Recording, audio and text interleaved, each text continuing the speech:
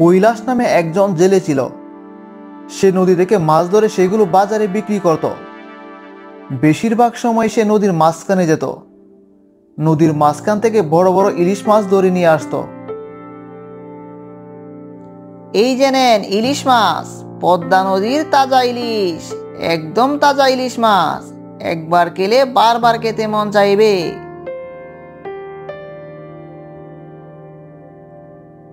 এই যে কৈলাস, আমাকে 2টা বড় বড় ইলিশ দাও। অনেকদিন হয়ে গেল ইলিশ খাইনি। মানিক ভাই, এগুলো পদ্মা নদীর ইলিশ, স্বাদে ভরপুর। এই লন আপনার 2টা বড় ইলিশ। কে আছে আমার মতো সাহসী? আমি তো নদীর মাঝখান থেকে ইলিশ ধরি। বাজারের সব থেকে বড় মাছগুলোই তো আমি ধরি। যাই এবার তবে বাড়ি যাই, কালকে আবার নদীতে যাব, বড় বড় ইলিশ ধরব। কৈলাস তখন মাছ বিক্রি করে বাড়িতে রওনা হয়।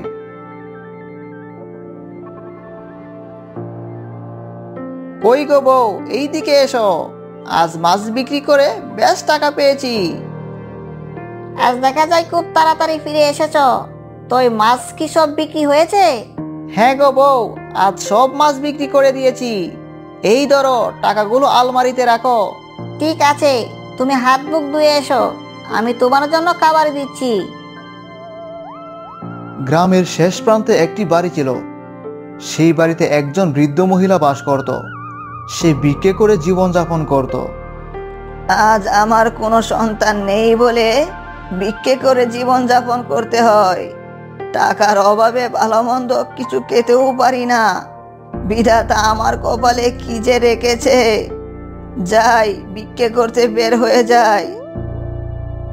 বৃদ্ধ মহিলা তখন ভিক্ষে করার জন্য বের হয়ে পড়ে। বাড়িতে কেউ আছো? আমাকে 2 মুঠো খেতে দিবে? আমার খুব খিদে পেয়েছে। এত ভিখারি যে কোথা থেকে আসে, সারাদিন ভিক্ষে আর ভিক্ষে।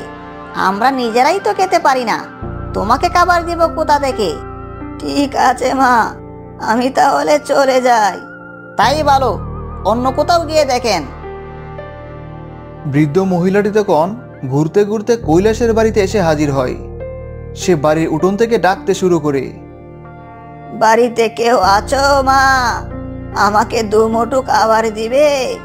আজ সারাদিন কিছু খাইনি, আমার খুব ক্ষুধা পেয়েছে।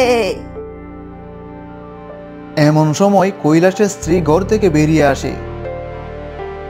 বুড়িমা, আপনি আসুন আসুন, ভিতরে আসুন। না না মা, আমি বারান্দাতেই থাকি। তুমি বরং আমাকে 2 মুঠো খাবার দাও, আমার অনেক ক্ষুধা পেয়েছে। আরে বুড়িমা, আপনি এমন করে কেন বলছেন? আপনি তো আমাদের বাড়িতে এসেছেন, আপনি এখন আমাদের মেহমান। আপনি বারান্দায় বসে কেন খাবেন? আপনি আমাদের ঘরে আসুন। তোমরা অনেক ভালো মানুষ মা, তোমাদের মতো ভালো মানুষ এখন আর পাওয়াই যায় না। কৈলাসের স্ত্রী তখন বৃদ্ধ মহিলাকে ঘরের ভিতরে নিয়ে যায় এবং সে তাকে ভালো খাবার দেয়। তোমরা আমাকে এত বড় মাছটা দিয়ে দিলে মা, তাহলে তোমরা খাবে কি? তোমাদের জন্য খাবার রেখেছো তো? হ্যাঁ বুড়িমা, আপনি খুব আরাম করে খান। এটা হলো পদ্মা নদীর ইলিশ।